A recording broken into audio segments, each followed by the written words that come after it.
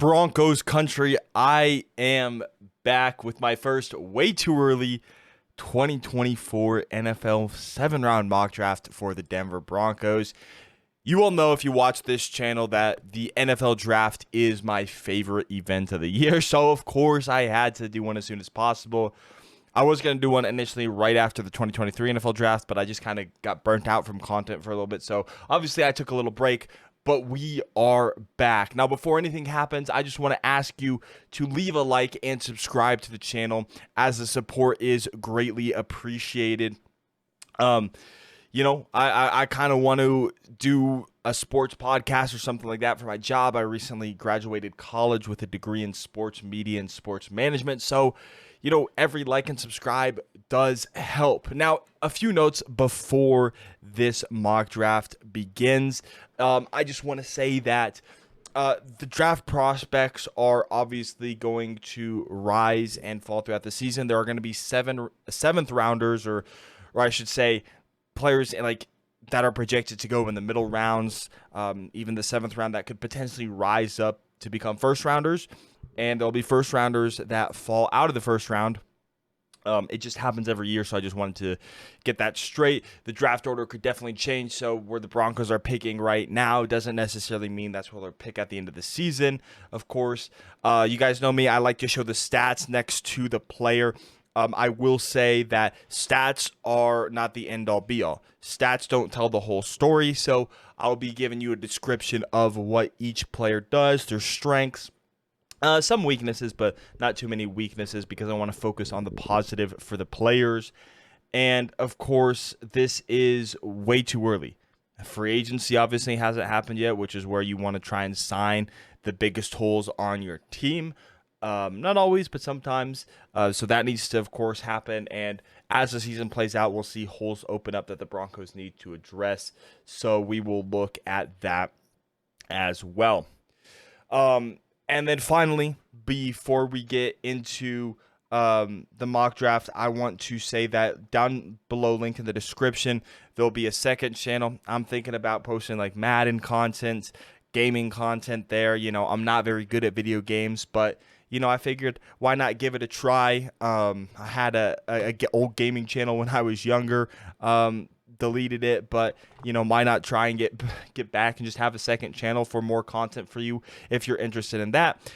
Just know that I suck at video games if you're interested in that. And of course, let's go ahead and let's get started. But before we do, I just want to say that Jesus is king. I pray that you give your life to him. He's got a plan and a purpose for you. And I truly hope that you accept Jesus with your whole heart and believe that he died on the cross for your sins. And if you truly believe with your whole heart that Jesus died on the cross for your sins, then you go to heaven. It's that simple. It's that easy. It's not by our works which we go to heaven. It's by our faith in Jesus. Now, a lot of people don't like me spreading the gospel. They say, make a different channel, make a different podcast, whatever it is.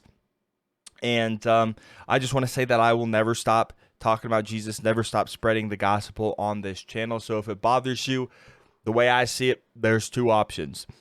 The first option is you can skip forward if you want, which will make me sad, because I do want to spread the gospel. But if you can skip forward if you want, or you just don't have to watch. So there's the two options, but I'm never going to stop talking about Jesus, praising him, and spreading the good news and the gospel. So with that being said, let's go ahead and jump into this quote. It says it comes from the book of Matthew, which is one of my favorite books. A lot of good information in there, from chapter 10, verse 28. And of course, the red text means Jesus is talking here. And he says, "Do not be afraid of those who kill the body, but cannot kill the soul. Rather be afraid of the one who can destroy both soul and body in hell." And what this is essentially saying to me is, of course, this is my own interpretation. Make sure you read the verse in context, because I don't want to be preaching false information. To me, this is saying, don't be afraid of people here on earth who can kill the body, essentially. Don't be afraid of the ones who are going to persecute you, make fun of you, be mad at you, potentially even hurt you for spreading the good news of Jesus. Kind of like what I'm doing, I had to learn to not be afraid of spreading and sharing the gospel to people here on earth, but rather you should be afraid of the one, and the one is capitalized because it is talking about God, who can destroy both your body and soul in hell. And, don't deny Jesus, don't deny God, because if you deny God in front of man, then he will deny you at the gate. So it's an important verse to me. It's one of my favorite verses in the book of Matthew. So yeah, I wanted to share it with you today. And with that being said, let's go ahead and let's jump into the video. So with the 13th pick, I have the Denver Broncos selecting J.C. Latham, offensive tackle out of Alabama. Now, after that first preseason game, Garrett Bowles did not look great at all. Now, I'm hoping, it's just rust and he'll dust the rust off and he'll be ready for the regular season. But if he doesn't, I definitely think the Broncos should be looking at offensive tackle. Now, it does depend on who the Broncos or how the Broncos perform, because I see there's a very real possibility if Russell Wilson doesn't bounce back and he doesn't look good this season, that the Broncos could potentially draft a quarterback. I don't think Sean Payton's going to be afraid to move on from that contract, and I don't think he's going to be afraid to go get his guy in the draft. And if the Broncos do that, then I am hoping that the Broncos draft J.J. McCarthy. He's one of my favorite prospects. I know a lot of people are lower on him, but he is one of my favorite prospects in this draft. So if the Broncos go in the quarterback direction, I hope it's J.J. McCarthy. But for right now, I'm going with J.C. Latham. Listen, Garrett Bowles is in his 30s. He was drafted when he was 25 in the first round of 2017.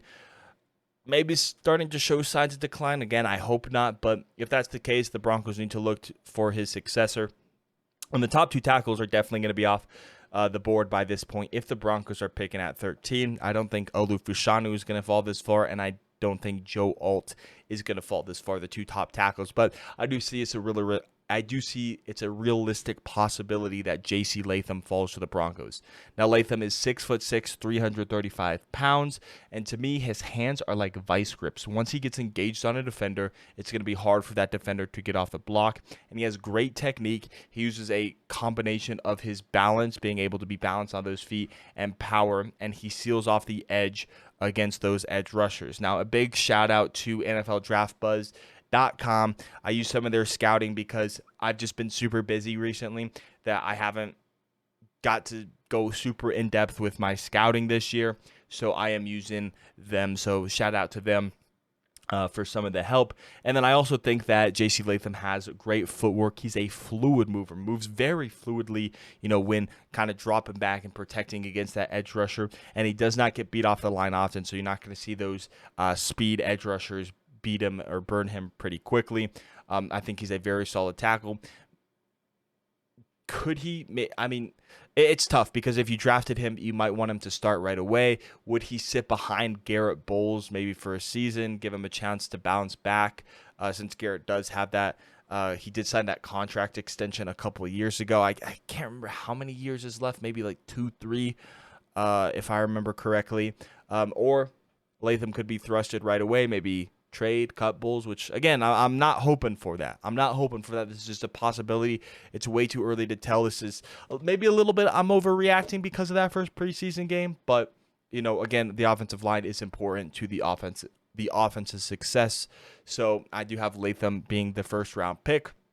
Next, the Broncos don't have a pick all the way until the third round, where I have them selecting defensive lineman Nazir Stackhouse, and Georgia has got some really talented defensive linemen these past few seasons. You think about the past few defensive linemen who've been drafted: Jordan Davis, Devontae Wyatt, and Jalen Carter.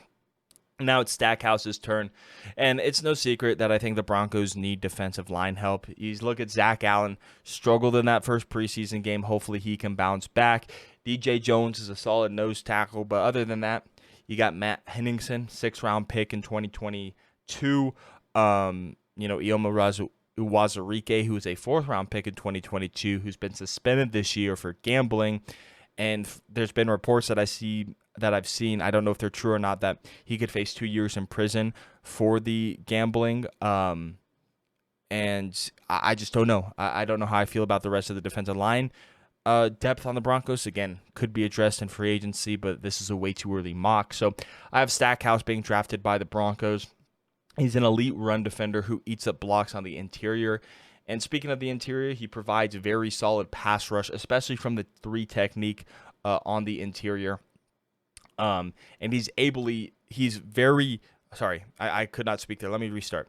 He's very easily able to penetrate through the offensive line gaps to get into the backfield to either force a tackle for loss, to force the running back, the running back or the quarterback to bounce outside and have his teammate make one of the plays. He's very good at eating up blocks on the interior.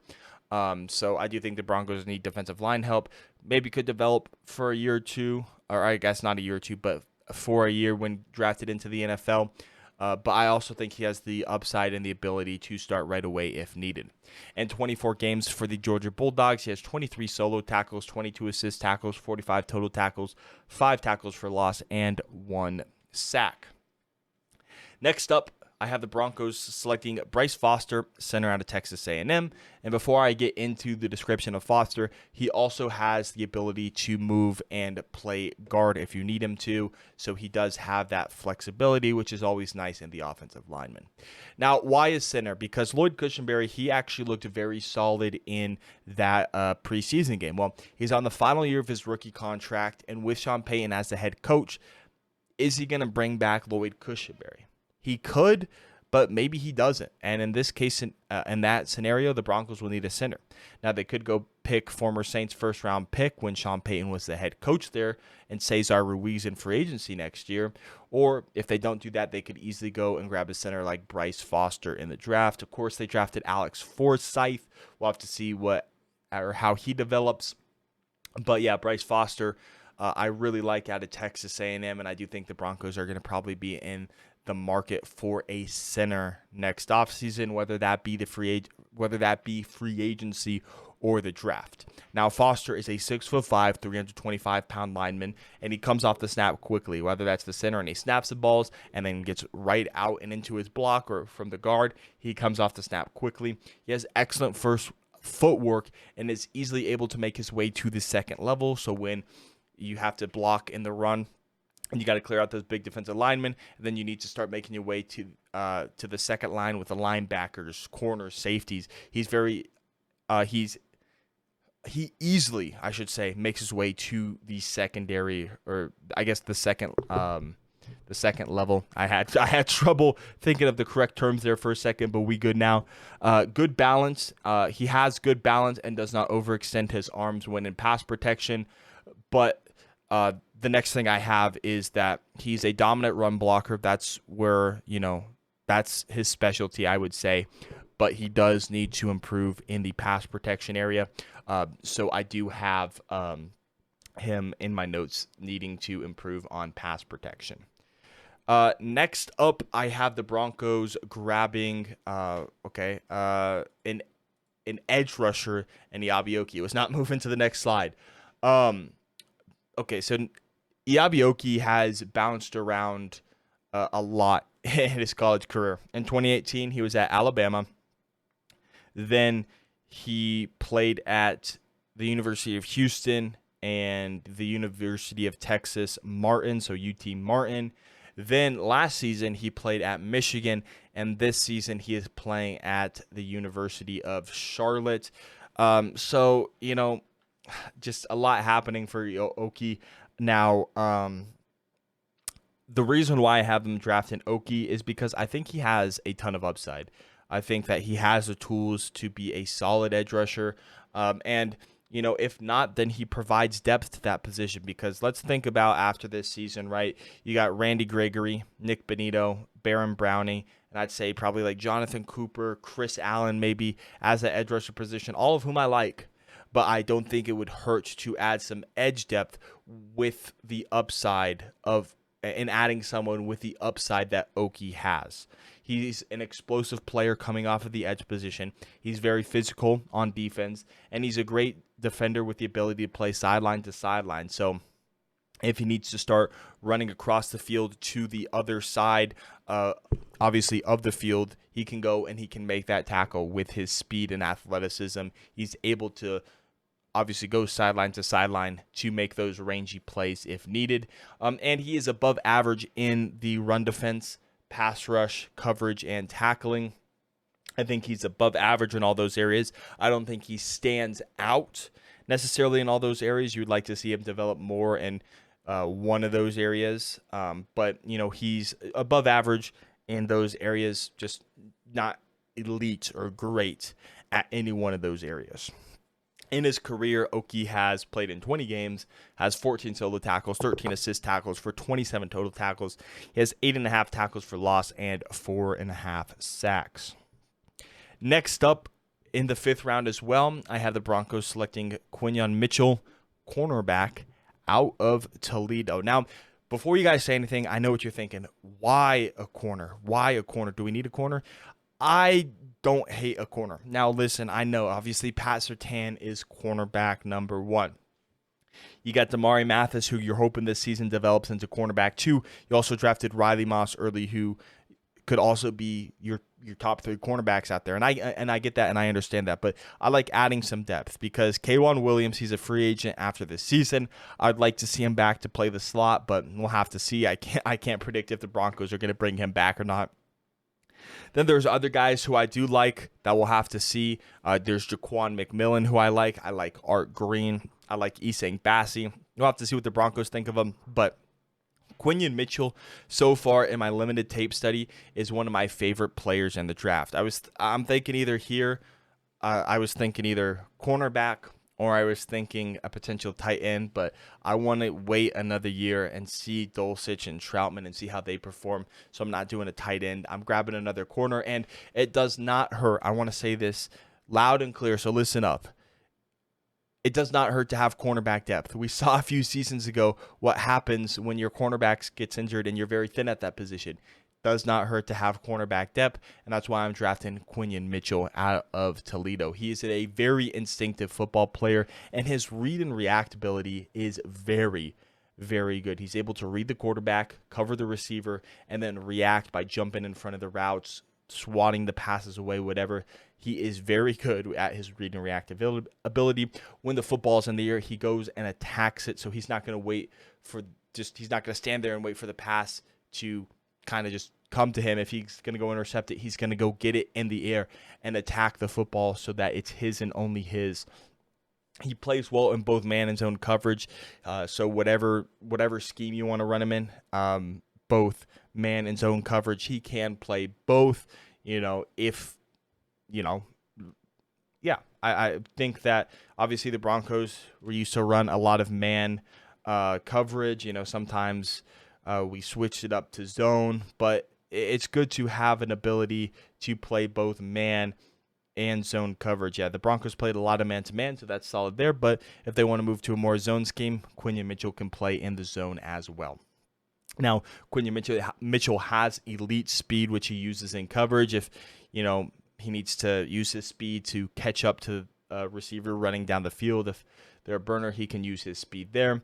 And I think one of the most underrated things about Quinyon Mitchell is his ability to catch. He has elite hands, and pretty much whenever his hands touch the ball, it's going to be an interception. He does not drop many interceptions that touch his hands. Now, during his time at Toledo, he's played in 30 games, recording 61 solo tackles, 21 assist tackles for 82 total tackles. He has 5.5 tackles for loss, a sack, 27 passes defended, and 5 interceptions. Now, moving on, we have 2 7th-round picks. The first 7th-round pick for me that I have the Broncos drafting is going to be Jackson Mitchell, linebacker out of UConn. Now, similar to Eyabi Okie, Jackson Mitchell is a developmental linebacker who has all the tools to be a very solid linebacker, but he just needs to improve in his areas. I think that in pass coverage, run defense, and pass rush, so when he's rushing the passer, dropping back into coverage, and stopping the run, those are all areas that he does need to improve on. He shows flashes, but really needs to be consistent at those areas. And then I would also say he needs to improve slightly on his tackling. There's a few times that he can maybe not wrap up fully, not make the greatest tackle, but for the most part, he is a reliable tackler. Maybe just improve on that a little bit, but he has all the tools. And with the Broncos linebacking room right now, of course, looking at next year, I'm assuming Drew Sanders and Alex Singleton will be the starters. We'll see what happens with Josie Jewell as he is a free agent at the end of the year. Jonas Griffith, he tore his ACL. So maybe the Broncos bring him back on a 1-year deal next season or something. I like Jonas, but we'll have to see. Justin Cernat, another linebacker, 2020 5th-round pick. I like the upside of Jackson Mitchell, and in the 7th round, you're kind of just, throwing darts and hoping something sticks. And so I'm going to take a chance on Mitchell and his upside. And then with our final 7th-round pick, I have us going with Joshua Karty, kicker out of Stanford. Listen, this isn't a great kicker class by any means. There's not a Jake Moody, who was the Michigan kicker who went in the 3rd round to the Niners last season. There isn't like any elite kickers like some years past, I would say. But in my opinion, Joshua Karty is one of the better ones. I shouldn't say that. Sorry. I did think of one. Harrison Mevis, the kicker out of Missouri, is a good kicker. He is. But I would say he's probably going to be drafted maybe in the 5th, 6th round if I were to guess. So I don't think he'd be here in the 7th, and that's where I'd prefer that the Broncos draft a kicker, would be in the 7th round. So out of the kickers available, I should say Karty is the best one here. Yeah, I mean, you just look at his stats in 23 games. He's made 51 of his 52 extra points that he's attempted, and he's made 28 of his 33 field goals, which is about an 84.8 percentage. The only really downside right now that I would see of Karty is you would like to see maybe some more field goal attempts, which you're obviously going to see this year with Stanford. You're going to get more attempts for Karty, so you'll see hopefully that field goal percentage go up. Maybe his draft stock increases too if that happens, but I think that Joshua Karty and the Broncos in general right now need to look at a kicker position because Brandon McManus obviously joined the Jaguars. And so, looking at that kicker competition where Brett Maher missed a field goal and had one blocked, Elliott Fry missed one and made one. And then, I would like the Broncos to at least take a look at a kicker if they stick with either Maher or Elliott Fry. I think that they should definitely look at potentially drafting a kicker, but we will have to see. Joshua Karty, though, I think he has the upside to be a reliable kicker. But, again, I wouldn't really be mad if they go with a different kicker, if they go with Jordan Dalmas from Boise State. I wouldn't be mad if they went with Will Reichard from Alabama. Harrison Mevis, if they go with him earlier in the draft, I wouldn't be mad at that. But I strongly would advise, if the Broncos are either using Elliott Fry or Brett Maher, to potentially look at a kicker in the draft. But that's just my opinion. Let me know what your thoughts are on the mock draft in the comment section below. Make sure, if you did enjoy, to leave a like and subscribe to the channel, as the support is greatly appreciated. My next video, I'm going to say it's most likely going to be a preview of the Denver Broncos versus the San Francisco 49ers preseason game. I am looking forward to that. Things that we should watch for and whatnot. So that is what I'm expecting to be. Well, I'm going to say that's the next football video coming out. I might have a video on the Rockies prospects coming out before then, but make sure you do leave a like, comment down below if you enjoyed the video, and if you like the mock or what you would change. Again, it's way too early, so don't judge me too harshly. There's still a whole season of college and NFL ahead of us, but make sure you subscribe, and I will see you in the next one. Peace out.